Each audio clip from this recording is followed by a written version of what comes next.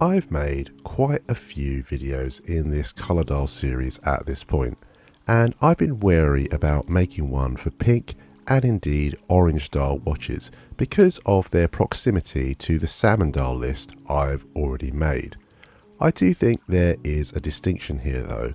Whereas salmon tone watches are supposed to be subdued, classy and tasteful, an orange watch is louder, brasher, more youthful and indeed optimistic. Now you can either view that as a positive or a negative.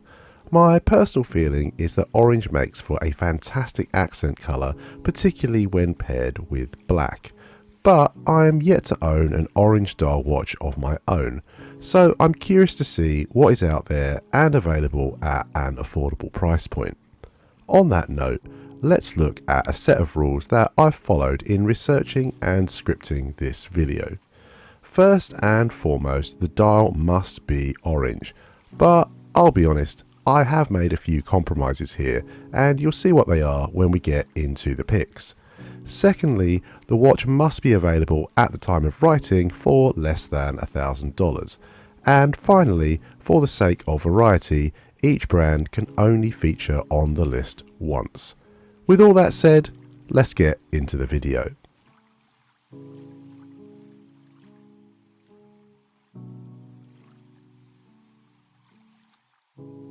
Now, I won't lie, I was sorely tempted to just put the orange Tsuno on the list and be done with it. But it is such a well-trodden suggestion at this point that I thought I would go for something a little more out there. Orange is an eye-catching colour after all, so if you're going to be outlandish, you might as well fully commit with something less conventional. Well, the Tsuno Bullhead Chrono ticks all of those boxes, as well as offering a really pleasing retro aesthetic, complete with period correct full flat links on the bracelet.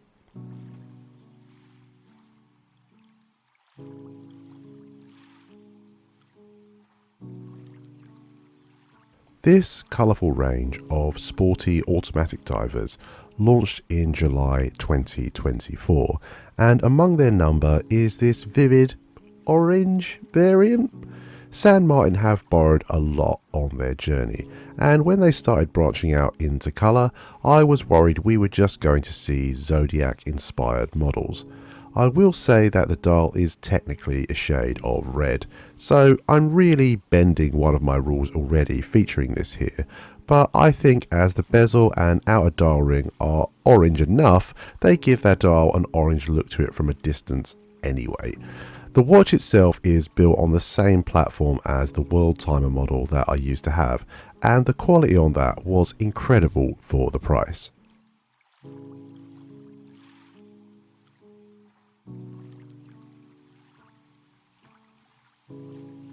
In all honesty, this was the very first watch that came to mind when I was devising this list, so I just had to include it, even if it's a really obvious port of call. The coloration here is inspired by the original mid-size quartz Seiko 5 sports models from the 1980s. That's pretty niche, but it's definitely a striking colorway. That sunburst dial is extremely vivid, and this is not a watch you're going to easily miss. While perhaps not as cherished as the SKX range, the modern Seiko 5 still exemplifies the same 5 features the originals were developed around, those being an automatic movement, protected crown, water resistance, day-date complication and durability. A really solid offering given the price point.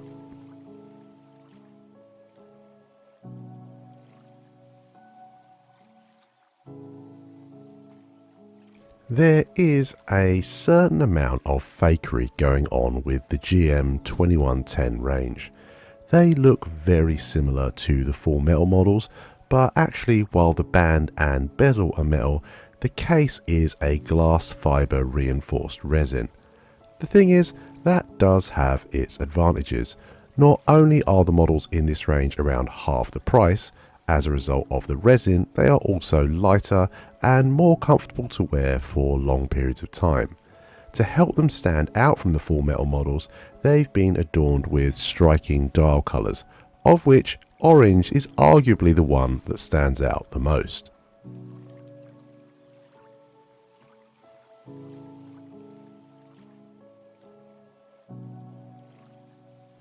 Another admittedly dubious inclusion from me here, but a watch that, in my mind at least, is orange.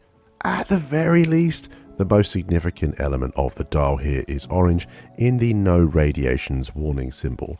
While nowhere near as popular as the Moonswatch collaboration, the 50 Fathoms still represents a unique entry point into an expensive brand. It's also automatic rather than quartz, featuring the System 51 movement, and has a very uniquely decorated exhibition caseback to boot.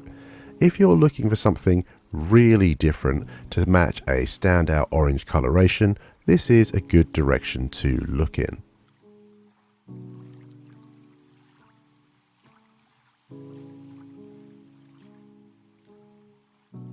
Scurfa are a brand that I've never actually discussed on the channel before, and the reason for that is really quite simple. They seem to be very difficult to ever find in stock. At the time of writing, over half the pieces they make are simply not available, but it just so happens that this orange number is. That's very fortuitous timing too, because I think there is a lot to like here, not just with the top end materials being used in the watch, but with its design. The dial in particular has a lot going on. It's layered with applied indices and cutaways, as well as patterned with hexagons adorning the dial. Really quite nice in all honesty.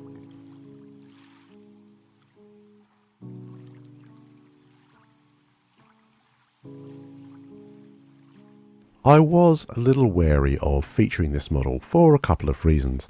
First and foremost, the price.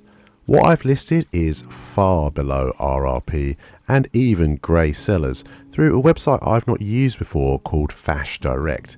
I did a couple of checks on a few websites like Trustpilot, and they do seem to be legit, but you can still pick these up elsewhere for just below $1,000, so I think I can get away with the inclusion. The other issue is the lack of advertising material from Mathey-Tissot themselves. They really don't do much in the way of showing off their products compared to other brands. Having said all that though, I think this is still worthy of featuring for the dial alone. It really is quite something.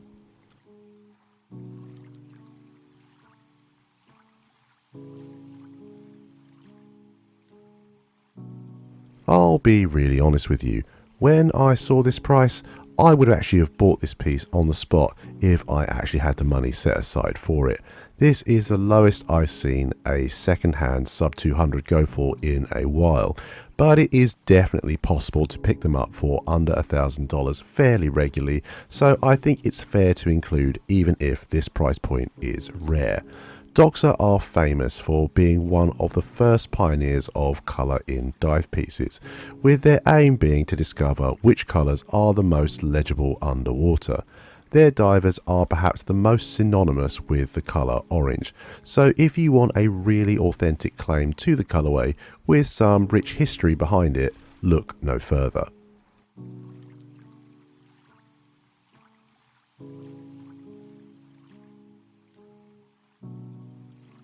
Looking at this watch as far as a value proposition goes doesn't necessarily paint the most appealing picture. The brand is based in England, a revival of a defunct family brand that ceased business in the 1960s.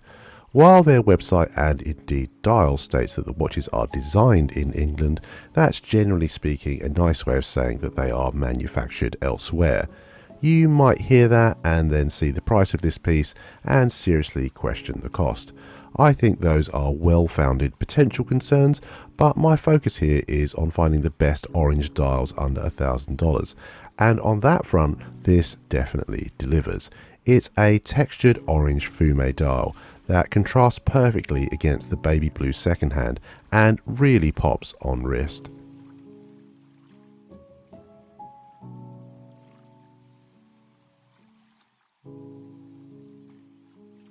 As I've already mentioned, the use of orange dials became popularised by companies like Doxa in the heyday of dive watches, as they sought to find the most legible colorations for actual underwater use.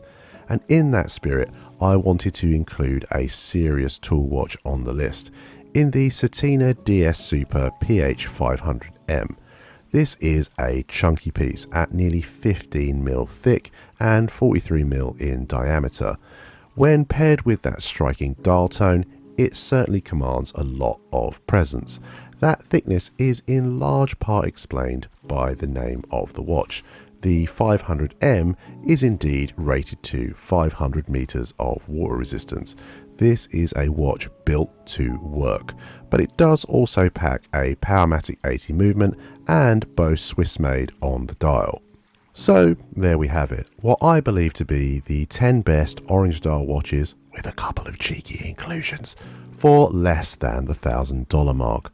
I can see myself with an orange watch for the summer, but as I'm yet to have personal experiences with an orange dial, I'd love to hear from you in the comments.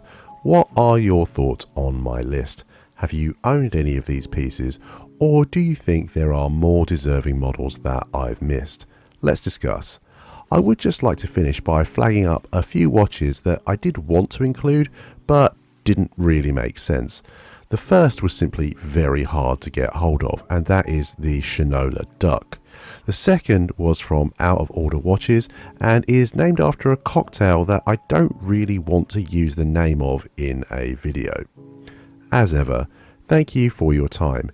If you've enjoyed what you've seen or found it informative, consider dropping the video a like and subscribing for more content like this in the future.